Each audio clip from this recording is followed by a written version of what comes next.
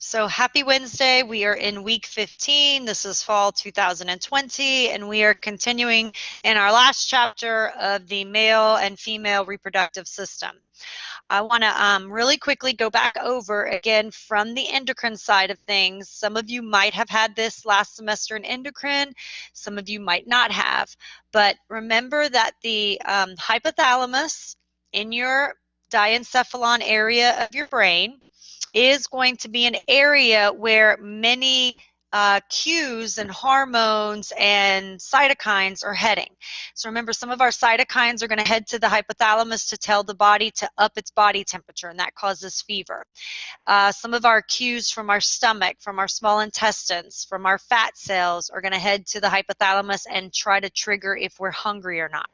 Remember, angiotensin II is going to come to the hypothalamus and trigger it to release ADH. Now remember, the hypothalamus is going to have some areas that are little nuclei, little gaggles of neurons that come together, and they're going to be those target locations for these different cytokines and hormones. Okay, remember that as the hypothalamus recognizes that you are stressed, that stress could be the lack of sleep, that could be anxiety, it can be emotional stress, it can be physical stress. It is going to then manipulate to potentially change your cortisol levels. Okay. So the hypothalamus has its fingers in the nervous system to make some quick changes that could potentially, change our circadian rhythm, change our hunger, change our water intake, change our water balance, some different items. But the hypothalamus also has its fingers and its influence over the endocrine system. Okay, and the hypothalamus is going to make some different releasing or inhibitory factors. Okay, and one of the releasing factors is abbreviated G, big G, little n, RH. And the G, little n tells you it's gonadotropin. There's a growth hormone releasing factor that might sometimes be abbreviated capital G, RH, and then remember that there's things like cortical releasing factor and prolactin releasing factor. All right, and so all of these factors, these are what the hypothalamus is going to release, and due to the unique circumstances of the portal cardiovascular system, those molecules are going to enter the bloodstream, travel from the hypothalamus through the infundibulum into the anterior pituitary, and then hit a secondary capillary bed that is going to then let those hormones push the anterior pituitary to release some of our tropic and our hormones that leave the anterior pituitary and head to target locations. And so that's where we get growth hormone, thyroid stimulating hormone, adrenocorticotropic hormone, ACTH. We get FSH and we get LH. And remember, FSH and LH, the targets are going to be the gonads. And they get their name more so with their function in the female system. So remember, males, the target for FSH is going to be the Sertoli cells and the spermatozoa cells, those stem cells living inside the testes, inside those tubes. Okay, in the female, the FSH is going to the gamete cell that's living in the ovaries surrounded by the supporting cells. And those entities of the gamete that can go through meiosis and the supporting cells are known as follicles. So that's why it's called the follicle stimulating hormone. It's going to, as a follicle stimulating hormone, as an entity, its goal is to get an egg in the female and get sperm production in the male. Okay, now remember, FSH in the male is heading to both the Sertoli cells, the nurse cells, that's what they're called, alongside the spermatogonia cells that are going to, again, go through meiosis. One daughter cell replaces the parent. The other daughter cell goes through meiosis and gives us 4 spermatogonia, sperm cells. Okay, and FSH is going to trigger the mitosis and the meiosis The nurse cells are going to be secreting little paracrine factors to promote, again, mitosis and meiosis. And a little bit of the testosterone is going to come in and promote this spermatogonia conversion and maturation as well. So as our FSH levels are coming into the male and coming into the testes, the feedback to let the brain know we are making sperm, we hear you, we are making sperm, we are generating sperm for future ejaculation. Inhibin is going to be our feedback molecule for FSH to the anterior pituitary. Okay? Now, the other hormone that comes from the anterior pituitary in response to the same hormone from the hypothalamus that's triggering FSH is LH. Now, LH in females is going to be tied to letting the body know when the egg is ready to be released from the ovary so it can get into the fallopian tubes, finish meiosis 1, get ready to go through meiosis 2, and be fertilized. Okay? LH is going to, in the males, be tied to those interstitial, those connective tissue living cells that are producing the testosterone.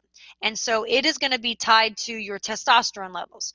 So in theory, if I had some type of issue in my pituitary gland and I overproduced FSH, in males, that would lead me then to think I would have a huge high sperm count, and I could run the risk of having so many sperm made that when I'm ejaculating them out, they're not able to swim because the consistency of the semen is too rich in sperm. Okay. On the flip side, if I underproduce FSH, I am then going to potentially err on the low sperm count, and or I will be unable to push sperm cell production adequately, and I could be potentially infertile because I am not able to produce spermatogonia when I ejaculate in a sufficient amount, number, and consistent, growth-wise, maturation, that they can then be swimmers capable of fertilizing an egg. Okay. For the males, if I again am overproducing LH, I could then see overproduction of testosterone and the forms of testosterone. So think about excessive acne, excessive like roid rage, excessive maybe muscle could be a little bit larger than normal. And then remember, testosterone is a steroid hormone from cholesterol, and it's one step away from being converted to estrogen. So the other option of, again, producing too much LH, producing so much testosterone, is then too much is converted to estrogen. And in males, I then get that slippery slope where too much testosterone and some of my testosterone converted into estrogen starts to promote the breast tissue, starts to then promote some of the issues of potential breast cancers and issues like that. Okay. Underproducing LH, all right, could mean that I underproduce my testosterone levels. And then my testosterone not being produced means I don't have as maybe much hair on my face. I don't have the high red blood cell counts, the high skeletal muscle levels. Okay. So like with any hormones, you want to be in this nice little happy area of just enough, but not too little, not too much. And the feedback loop for both LH and FSH is how much GnRH is produced, and that's under the influence of testosterone and inhibin. And then amount of GnRH is going to lead to amount of FSH and LH. Amount of FSH and LH is also, again, modulated by how much GnRH there is and then how much testosterone to plus or minus the LH, and how much inhibin is there, again, to modulate plus and minus the FSH levels. So that's why you might not necessarily have equal amounts of FSH and LH in your male, because there might be equal amounts of GnRH, trying to tell them push 5 units of LH, push 5 units of FSH. But the amount of testosterone and the amount of inhibin could then make, again, FSH may be decreased to 3 units and LH only decreased maybe to 4 units. And that's how, again, I could end up with mismatching amounts of FSH and LH, even though the GnRH is saying produce both. Okay? So I just wanted to make sure that was clear. All right? Okay. Now, again, what are some of these forms of testosterone in males and their function? So again, testosterone is a collective kind of big category. Just like cortisol, the glucocorticoids it's a big category of molecules. So you can have testosterone, testosterone, hydrotestosterone. All right. So just like with cortisol, you have cortisol, cortisine, hydrocortisone, hydrocortisine. All right. There's one little tweak here and there chemistry-wise, and you end up with a slightly different molecule. And again, that slightly different molecule might travel a little differently in the blood with a different, it might grab albumin instead of the testosterone binding protein. It might be more likely to bind to certain testosterone receptors and force them into the nucleus at a faster rate versus maybe it doesn't bind as easily. It might be that the testosterone receptors, there are a few different ones, and some of them like to have testosterone, some of them like testosterone, some of them like testosterone, some of them like dihydrotestosterone, some of them like hydrotestosterone, right? So again, the receptor could be a little bit more affinity to one form and not another. Okay, so again, when we say testosterone, that's a lot of categories. All right, and so some of the forms of testosterone, again, are converted into what's known as dihydrotestosterone, the DHT. That is the type of testosterone that we consider associated with like male pattern baldness and facial hair, the acne, and the growth of the prostate. So when they're looking at prostate growth in like old men, they're going to, again, look at how much of the DHT is circulating in their blood. Okay, so is the prostate growing larger because the testosterone's telling it to versus is the prostate growing larger because it's kind of doing its own thing? It's got a mind of its own, so it's becoming cancerous. All right, other forms of testosterone, again, are going to push the skeletal proteins, increase in actin, increase in myosin, increase in nebulin, troponin, tropomyosin. So I can make more sarcomeres, and as I make more sarcomeres, I can make more myofibrils, and I can make my muscle mass go up. All right, and that'll increase the number of sarcomeres and actin myosin binding sites inside a muscle cell. So it's going to make my muscle growth increase. So it's not going to make new muscle cells. It's just going to make the cells that I have hypertrophy. And that's what the bodybuilders want.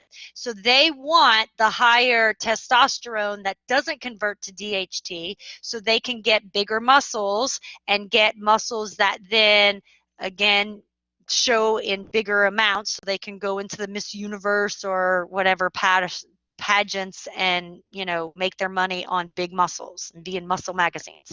Okay, these are also some of the forms of testosterone that are going to turn and assist the FSH levels and the nurse cells in pushing sperm cell production.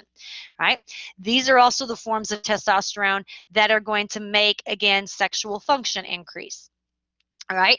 And again, when we think about puberty, usually if you look at 13, 14, 15-year-old boys, they still look like little boys. And then somewhere around junior, so 16, 17, 18, they start to turn into like really tall. They fill out their muscles. They start to maybe grow facial hair. Their voice drops.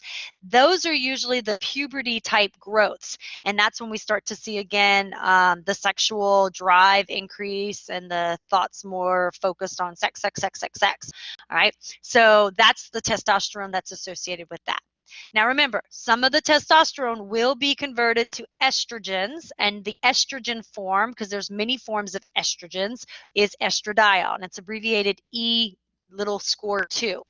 And estradiol is how we push then the bone to, again, remember in bones, long bones, the epithelial plates, we're going to push those cartilage cells to finish and convert into bone cells so that long bone growth will stop. And that's part of the reason why, again, this is happening a little later in males. Boys tend to grow taller through 18, 19, 20, 21 years old. And girls, you start hitting your estrogen releases with your periods and with your ovarian cycles at like 12, 13, and 14. So in many cases, your long bone growth and your height is achieved somewhere around 16, 15, 16, 17. Okay. But guys, again, the higher amounts of testosterone and then this conversion to more estrogen that then pushes the bone to finish ossifying is going to happen, again, a little bit later than females, and usually is part of the reason you continue to grow. And again, here's that slippery slope. In guys, if you have so much testosterone, so if there is so much of this that more goes in this direction, that's when that breast tissue can happen. So the muscle builders who are using testosterone by shooting it into their butts, all right, they have to watch that fine line, and they have to really, really, really cycle their testosterone shots to where they will do maybe a few weeks of every day adding a little extra testosterone, and they lift really hard because they're trying to get the testosterone to go in this route. And then they're going to take a break and maybe allow themselves a week or two to not push the testosterone with the shots. So again, testosterone being a steroid hormone, it sits in our system longer than just a few hours. It can sit in there for days and on to maybe even weeks. So that way, more of that testosterone can continue to go in this route and less gets converted here. So you don't end up like, if you've ever seen Fight Club, the singer Meatloaf. He was in the movie and he had breast cancer because he was, again, abusing steroids and wasn't doing the right cycling of on with the shots, off with the shots, and it pushed to too much testosterone, too much converted to estrogen, and too much led to breast development. All right. And then again, if this happens naturally, so if you are a male and you start overproducing testosterone, it is possible you can end up with not just testicular cancer, but you could end up also with breast cancers. So if you've ever watched Shameless, one of the guys in there, I think his name's Kevin, he was going to a support group because, again, he thought he might have had breast cancer. All right. Okay, and so again, most of the, again, testosterone is hopefully converted by this special enzyme aromatase into the testosterone that is the DHT and the functional testosterone. All right. And then the little bit that does get converted to estradiol is, again, used for, again, the bone, and if it's overproduced, it can start to push the estrogens. Okay. All right, so now let's switch gears and let's start talking about the females. So like the males, there are two gonads, all right? The two gonads are also going to be off center. They're not on midline. And in the female, they're further away from each other, and they're going to be surrounded by this little catching little device and a tube that is then going to connect the ovary in a way for anything that exits out the ovary and enters this tubing, connect it to the uterus. The uterus will be on midline, and the uterus will be sandwiched somewhat above and on top of the bladder, and it'll have a tubing of network that is between the bladder and the urethra and the rectum and the anus. Okay? The uterus is going to be very, very thick in muscle layer. It's going to have an inner layer known as the endometrium. The muscle layer is the myometrium, and then the external layer will be that connective tissue that kind of, again, forms a capsule. Now, because of the muscle layer, there is going to be like a little cave or a little thick doorway, all right? And so there will be an internal opening and an external opening. There will also be a little bit of a protrusion, as you can see, and so there's a little bit of a sinus or a windswept area, and so this external surface that pushes into the vagina, that's going to be known as our cervix. Okay, and then the opening in the cervix, there'll be an external os and an internal os. All right, for the external genitalia, again, there'll be some flappies that open and create an opening for the vagina versus an opening for the entire area, which will include the urethra and the vagina. And then there will be the perineum, which will then be a little bit of this space that separates where the openings are for the vagina and the urethra and the vulva versus where the anus is located. Okay. So for the anchoring of the ovaries, so the ovaries are sitting in this little space off midline, and they are going to have a suspensory ligament, and they are going to have the broad ligament, and they are going to have this mesovarium, and they are going to have this connective tissue that is going to help hold it in its spot so it doesn't fall down or it doesn't get sucked into maybe the small intestines or moved and pushed around. Okay, the ovary needs to stay put because the ovarian tube is going to very specifically wrap and then come around and encase. So anything that tends to be released into the extracellular outside the ovary space can be picked up and grabbed by the finger-like projections of the uterine tube. Okay, so that's kind of the ovary and its location. All right. Again, the ovaries are going to be epithelial tissue in nature, and they typically are small almond shaped. All right. Now, when someone like a female who's going to go through in vitro fertilization, so they are going to push the ovaries to produce more than one egg at ovulation time to try to increase the risk of getting pregnant. The ovaries, if you tend to push them with a lot of FSH, you usually push the ovaries with FSH to produce maybe 10, 20, 30 follicles. And then out of those 10, 20, 30 follicles, one will probably mature enough to ovulate an egg into the extracellular space that's picked up and grabbed into the uterine tube. Okay? When you do lots of FSH injections, or when you overproduce FSH, more than the normal amount of follicles start to develop. And it's possible that then maybe 2, 3, 5, 10, 15 of these follicles, depending upon the amount of FSH you're using, could get to a place where they could ovulate and produce an egg that's capable of being fertilized. So when someone is doing IVF, in vitro fertilization, one of the protocols is they're going to get FSH injections. And depending upon their age and depending upon their stimulation to the FSH, they might have to take a shot of FSH that really pushes a lot of hormone into their system to try to get maybe 10 to 15 eggs, follicles that get to the place where they could produce eggs out of the right ovary, and 10 to 15 follicles develop to that point that they can be harvested and get eggs from the left ovary. And when you get that many follicles growing, and remember, the follicles are going to grow and the supporting cells are going to multiply, and then the supporting cells are going to create a little watery area around the ovum. All right, that is going to make the ovary potentially go from being almond shaped to like lemon or orange sized. Okay, and then usually the protocol is you knock the woman out with the anesthesia, and they go in with a little suctioning needle, and they go through all of those follicles and try to suction out the egg, and then put all those eggs in a petri dish, and then they get the male's sperm either from the bank or from the donor partner, and then they start to, this is where the big bucks come in. The reproductive endocrinologist, who's an OB that's trained to do this, takes one little sperm that looks viable and one of those eggs that looks viable, and he forces them to join together. And then he hopes that they join together and they start growing into a little entity that 2, 3, 5 days later can be put into the woman's uterus and grown into a baby. And that's IVF. All right.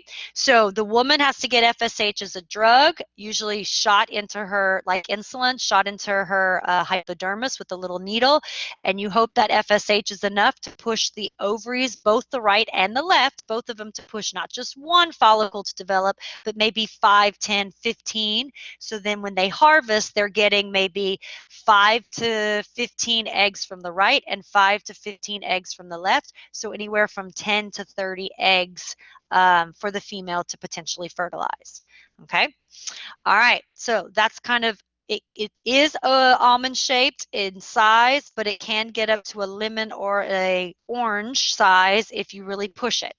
The other reason the ovaries would get to be, again, larger than almond size, again, pushing towards that plum, lemon, orange ball, or even grapefruit, would be if the cells start to turn cancerous. Okay. And part of the problem with people that might be obese, might be, again, have abnormal or irregular periods, is ovarian cancer is very hard to know it's happening because unless you are bleeding and know what your size of your ovaries should feel when they get palpitated, it can go missed. And again, if women are not getting seen regularly by an OB, they could be missed as well. Okay. All right. So again, some of your, how's the ovary again held in place? The mesovarium, the broad ligament, the ovarian ligament, and the suspensory ligament. Okay. And then in that suspensory ligament area, that is where the main artery and vein and the lymphatics and the nerves are going to all push in to influence the ovary. And then once we get into what does an ovary look at, again, as an organ, it's going to have on the very outside a dense irregular connective tissue capsule. Right underneath that capsule is going to then be lots and lots and lots of, again, a cell that can be turned into, through meiosis, an egg, and then supporting cells. And this entity of the egg and the supporting cells, that is a follicle. All right. Now, many of these follicles are sitting in an arrested state throughout this cortex of the ovary. All right. And again, every month, FSH is coming down and is going to tell a few of these arrested follicles to turn on and start to grow. And then they turn on and start to grow. What we learn is that the cell in the middle, that is our egg cell, it's not going to really do much. It's just going to sit and wait for the signals that tell it it's time to go into meiosis 1, it's time to go into meiosis 2. So it's sitting and waiting. So what is actually FSH telling things to grow and multiply? It's telling these supporting cells. It's telling them to, one, go through mitosis and multiply. It's telling them to take cholesterol, right? And cholesterol is then converted to estrogen, and estrogen release is partly how we know of follicles developing. So as I tell 10, 20 of these guys to turn on by FSH levels, telling them to grow, these supporting cells are going to start to make estrogen, right? And if I have 20 follicles, all of a sudden within 3 days, double in the number of supporting cells, and they each go from maybe 5 cells to 10 cells, and now I have doubled the number of cells producing estrogen. So I would expect, if this was day 2, by day 4, my estrogen levels to go up because the number of cells, which might have been 5 per follicle, are now at 10 per follicle, and I've doubled the number of cells around every follicle, and I've doubled the number of cells producing estrogen, and I've doubled my estrogen getting sent into my system. Okay, so that is what typically happens in the early phase of your cycle, is your number of follicular cells, the supporting cells in a follicle around that ovum, they are going to go through mitosis, they are going to multiply, they are going to divide, they are going to increase in number, and they are the cells producing estrogen. So as the number of cells in the follicle are multiplying and dividing and increasing in number, then the amount of estrogen I'm producing is going to increase in number. Okay? All right. So again, these areas where I have all these follicles and I have all these supporting cells, this is an area rich in cells going through mitosis. And if we refer back to what do we call the areas of B cells in the lymph node where there's lots of mitosis and cell division and there's lots of growth and there's lots of increase in number and accumulation of cells, that's a germinating site. So this area of the cortex is sometimes known as a germinal epithelium because it's an area where there's lots of cells capable of going through a lot of mitosis, going through a lot of cell division, going through a lot of growth, and going through a lot of production of hormones and paracrine factors. Okay? All right. Again, this outside rich structure, that's the connective tissue layer, that is going to be, just like in the testes, a tunica albugina layer. Okay? Now, as we move into, remember in that suspensory ligament, this is where I have my main blood vessels coming in, my main veins going out. This is where my lymphatics are coming in. And so you can see these blood vessels, they're going to form little capillaries. And then that is where, again, my FSH and my LH hormones are coming from, giving me insight from the brain on, do I continue to push more and more follicles to turn on and develop or not? All right. And this is also where I'm sending inhibin and my estrogen out. So therefore I can release and give feedback to my anterior pituitary on my FSH levels, and I can give feedback to my body with estrogen levels, and I can give, again, information back in a negative feedback loop. Okay. Now, as some of the follicles develop, all right, these supporting cells are going to start to, again, differentiate and divide. And when they start to differentiate and divide, you are going to see some are going to stay very close to the ovum or the cell that's capable of producing an egg, and some are going to form a little outer rim, and they are going to then start to differentiate into different types of supporting cells. You're going to also see that fluid is going to develop. Okay? Now, one of the things that will be produced is this zona I can't even read it, pellucidia, all right? And that's a little bit of a protective structure around, again, the main cell that these follicular supporting cells are trying to protect, all right? Now, when the follicle starts to, again, have fluid in the center, so it starts to have like a vesicle of fluid in the center, and it starts to have cells lining the outer rim, it starts to have a very well-developed zona pellucidia, all right, it is now known as a secondary follicle. It may be, again, a more mature follicle, but one thing to note is that the ovum cell is still the same ovum cell. It has not changed yet. Okay? And then eventually this follicle, these supporting cells are going to continue to grow and organize, and they are going to get to a place where there is a nice, really big sac of fluid inside surrounded by these supporting cells. There is, again, a nice ring of the supporting cells and the zona pellucidia around the oocyte, all right? And this oocyte still has not gone and changed from what it was back over here when it was a arrested primary follicle oocyte, all right? But one of the things that's happened is this follicle has gotten huge, and the number of these supporting cells are now producing so much estrogen that I've crossed what's known as a threshold.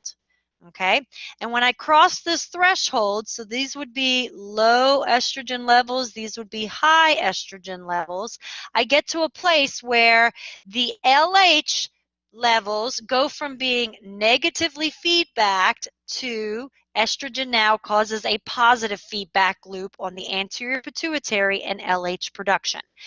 And so what I'm basically telling is I have gotten enough supporting cells, I have gotten this follicle to be at the tertiary follicle time point, and I am producing so much estrogen that this ovum, this egg cell, is ready to be kicked out.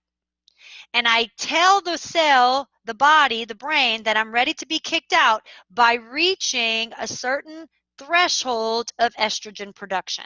So when I can get to maybe production, let's just say threshold is 10 units of estrogen. And let's say to get to 10 units of estrogen, I have to have 100 supporting follicular cells.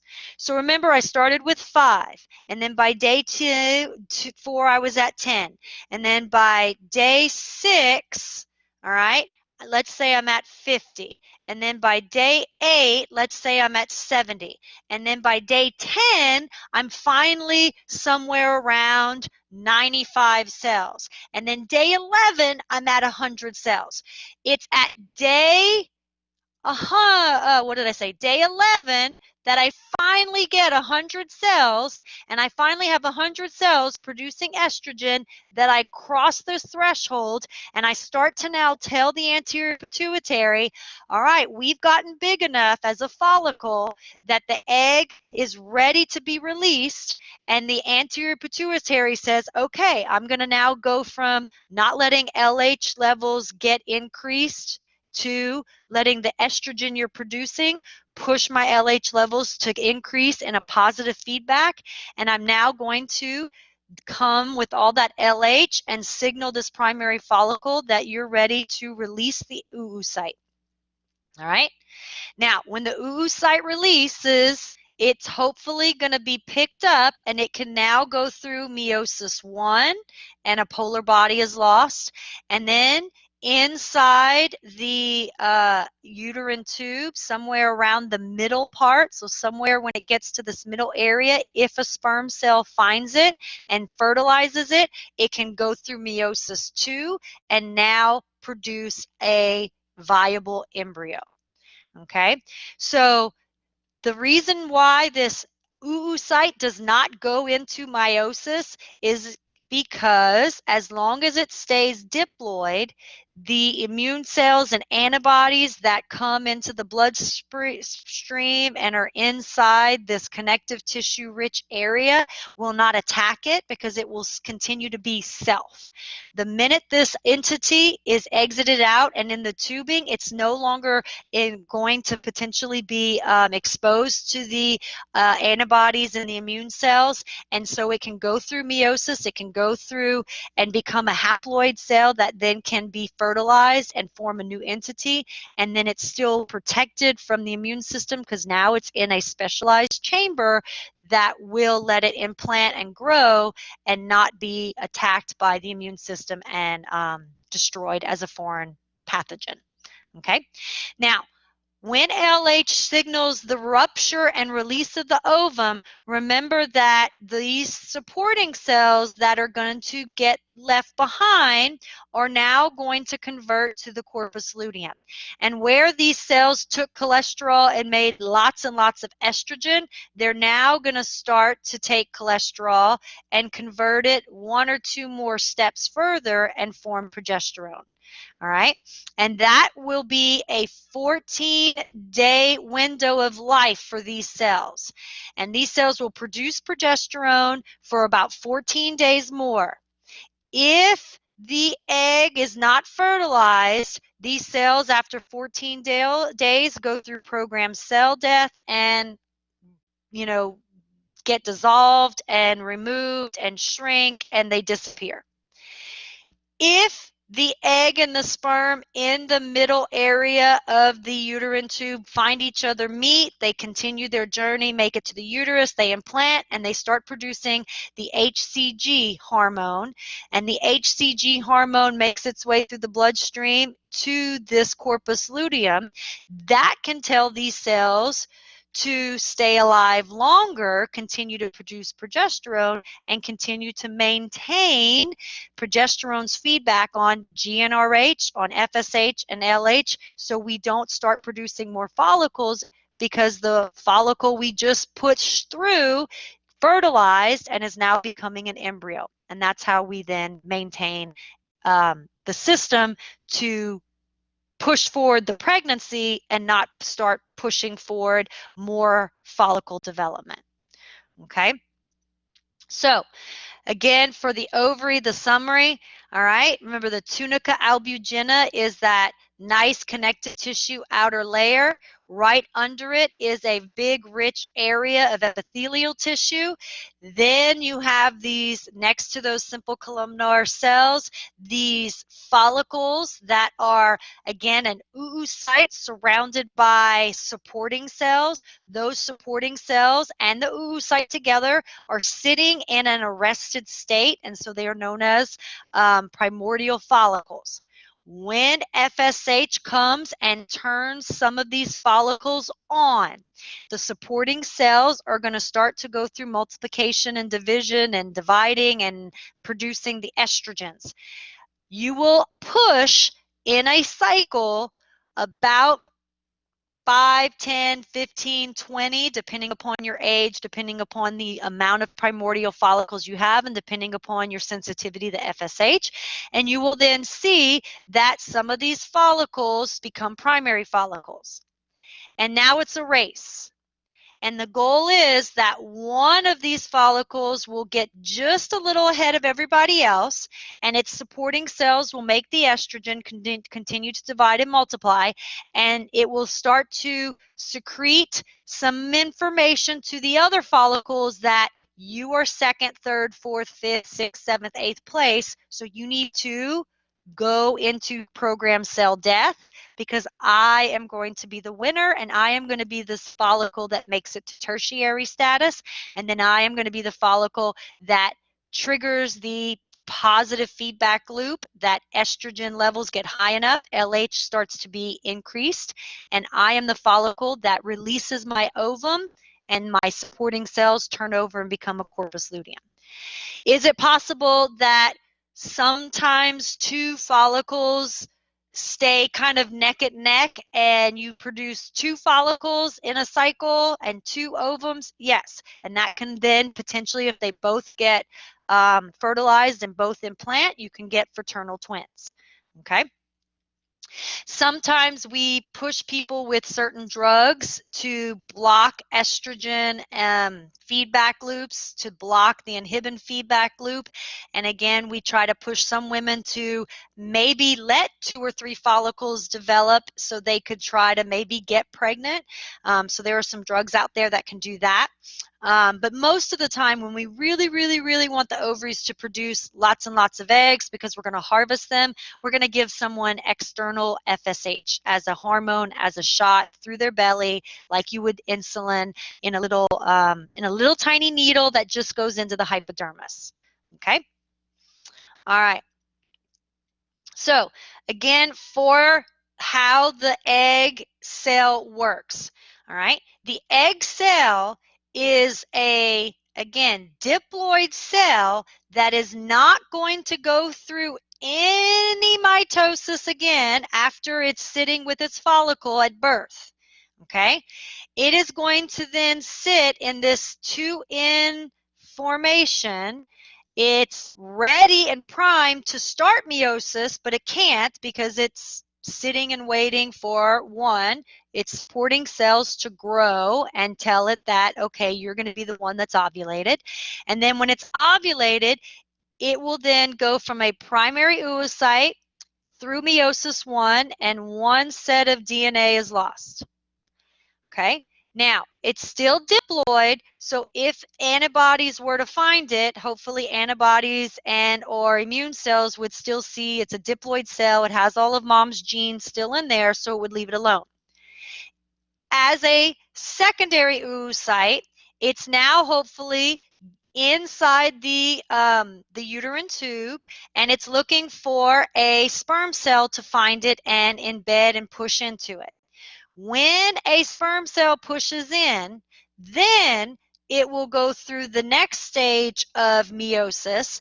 The sperm DNA will stay with the main part of the division that produces, again, the egg that merges and then quickly becomes an embryo. And the other component of the DNA that is not needed becomes the secondary polar body. Okay? So this guy is what we see in the follicle the entire time. Part of LH and part of ovulation is the release and the push to go through meiosis 1.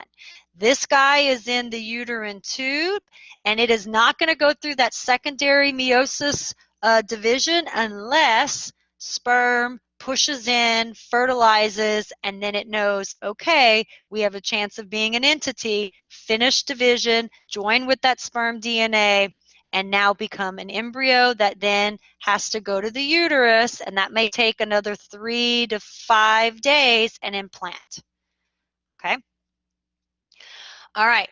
So when we talk about the female reproduction, all right, we have some stuff that's going on in the ovary, and we have some stuff that's going on in the uterus. Okay, so far all we've talked about is the ovarian cycle. Okay, we've talked about FSH and LH are coming down from the anterior pituitary. They are telling these ovums, these cells that can become an egg, and the supporting cells around it to turn on, grow, mature, and become a secondary follicle, a tertiary follicle, release, tell the egg cell to go through meiosis 1, get into the tube, and see if it's fertilized. Okay? The supporting cells are going to make estrogen, and the estrogen is going to feed back to the brain. The follicular cells, the supporting cells are also making inhibin. The inhibin is modulating the FSH, so I don't push too many follicles to develop because, again, I only have so many follicles. So every cycle, every month, I want one to reach tertiary, and I only want to lose maybe 5, 10, 15. I don't want to lose hundreds of follicles for one to be produced as an egg, because then my reproductive years will not be maybe 35, but only 25 or 20. Okay, and I'll run out of follicles faster. So I really want to modulate my FSH because I want to push 10, 15, maybe follicles a cycle, but I don't want to push 100 follicles a cycle because then I'm going to lose 99 versus I'm only going to lose, if I push 20, I'm only going to lose 19. Okay, and that saves more follicles for subsequent months, subsequent years for me to potentially be viable in producing an egg. Okay. Now, remember, the progesterone is going to be what continues to tell my FSH and my LH and my anterior pituitary to stay in low levels, stay in, suppression when I potentially have a viable egg, sperm, fertilizing, making its way to the uterus and implanting.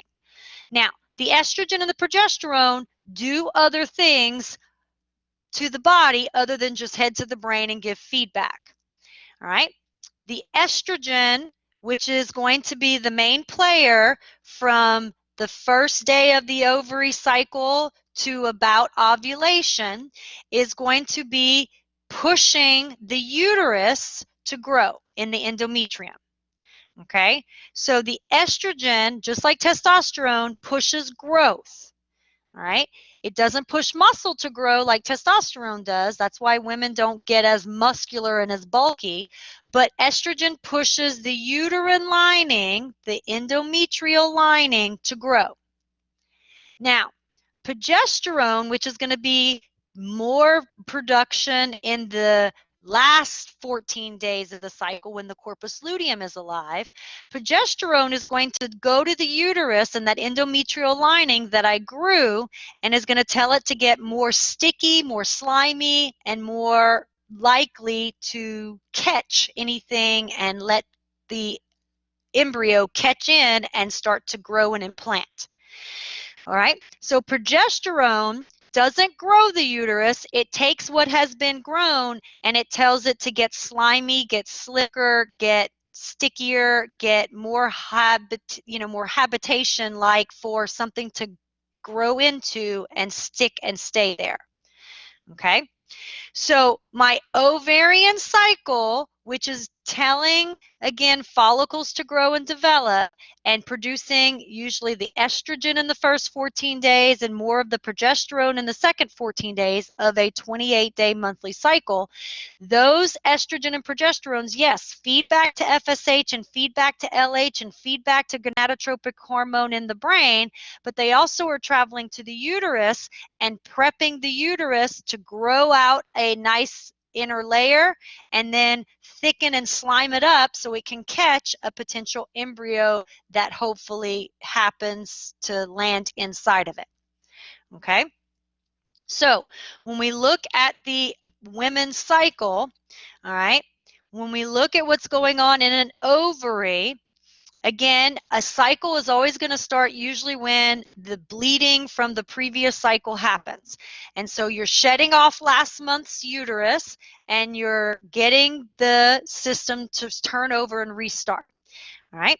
So in a woman's cycle, when she has started to bleed, the corpus luteum from the last cycle is dead.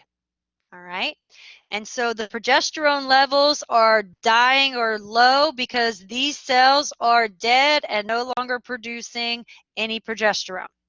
So I'm telling all these new primordial follicles that are sitting there with their ovum and their little supporting cells around to turn on.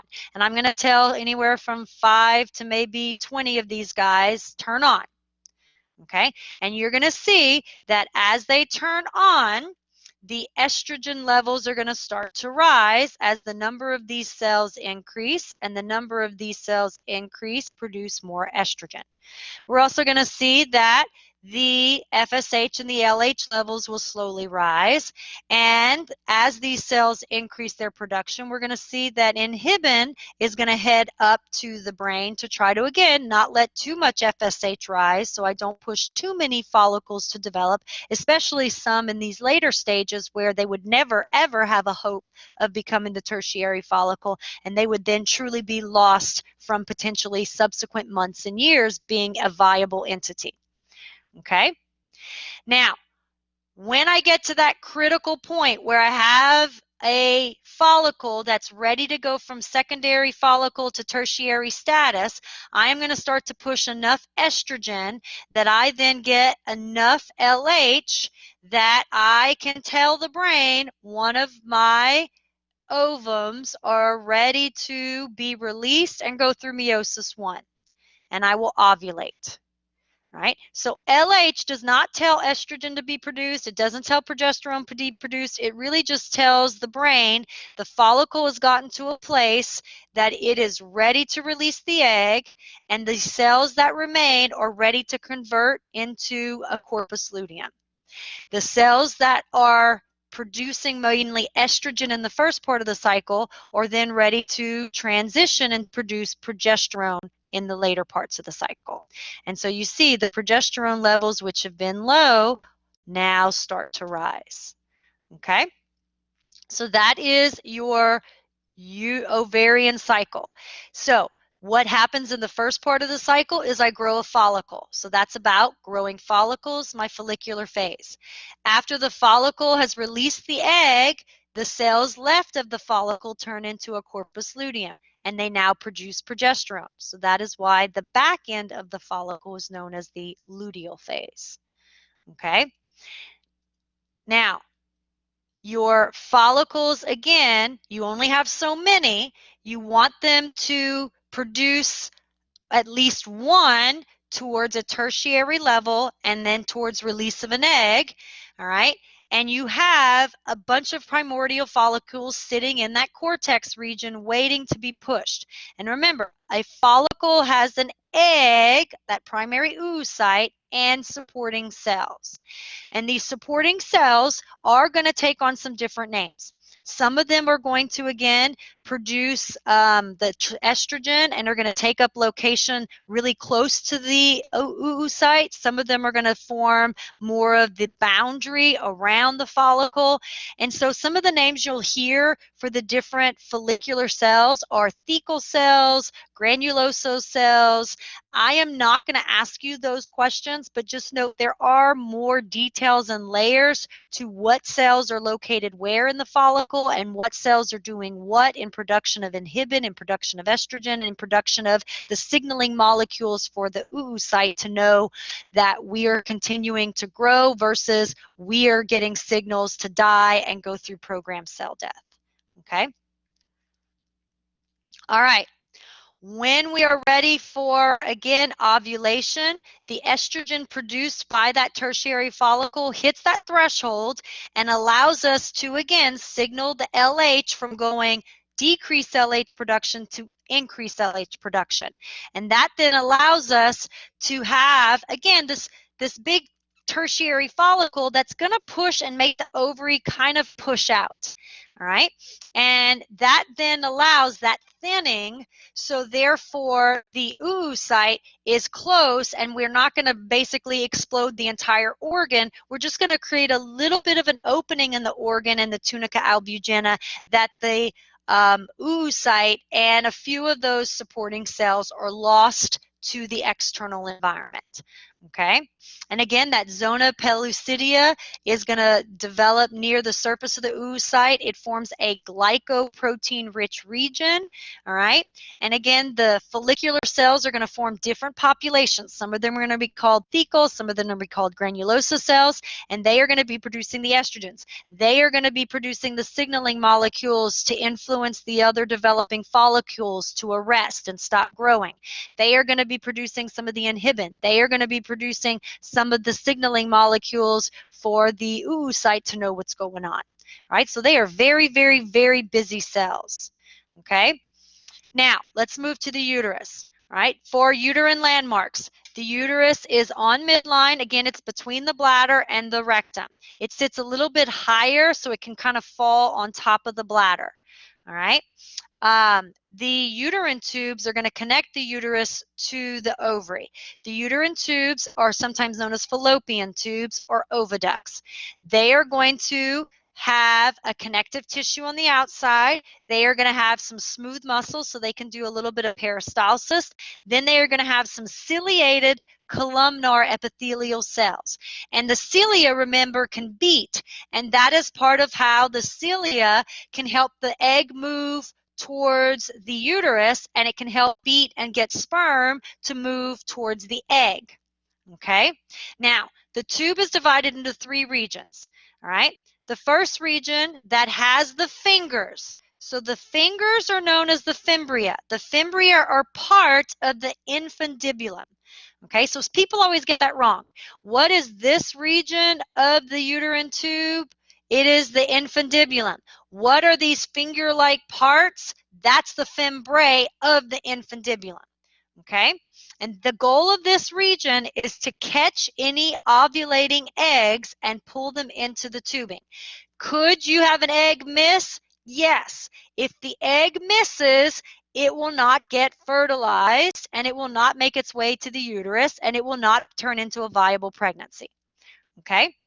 Now, the ampulla is going to be this middle region. That is the goal of where egg and sperm meet. That is the goal of, again, the cilia in those simple columnar cells are pushing the egg towards the sperm, and the sperm is being pushed towards the egg. Once they fertilize and the meiosis II happens and now we have an embryo, the simple columnar cells are now going to use their cilia and beat to try to get the embryo that has now formed, get it through the isthmus and get it into the uterus. The cilia continues to beat because we do not want the egg and sperm that's now formed an embryo to implant in the uterine tubes. If an implantation occurs in the ampulla or in the isthmus, that is going to be known as an ectopic pregnancy. It will not be able to grow the embryo to a certain point past the first trimester, and it's going to damage and potentially destroy the uterine tube. And so these type of ectopic pregnancies are going to have to probably be surgically fixed and probably result in loss of that uterine tube and subsequent potential loss of that ovary getting eggs fertilized and into the uterus. Okay, so we want the simple columnar ciliated cells of the uterine tubes to constantly beat to bring sperm and egg together, but then to constantly beat to keep embryos from implanting. Okay, and when we look at the tube, it's a lot like a ureter tube. It's not a perfect hole.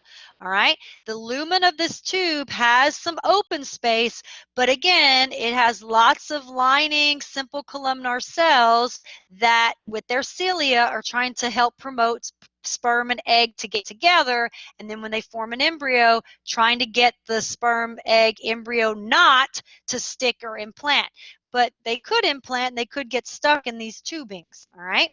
There is a muscle layer, and again, that muscle layer does have the ability to potentially do some peristalsis to try to get, again, the embryo to not implant and get it towards the uterus, all right? And remember, the outermost layer, depending upon the location, all right, because some of this might be the serosa or the visceral peritoneum, but back here and under here, it's going to be an adventitia because, again, that area is not going to be part of the abdominal pelvic where the peritoneum is ending.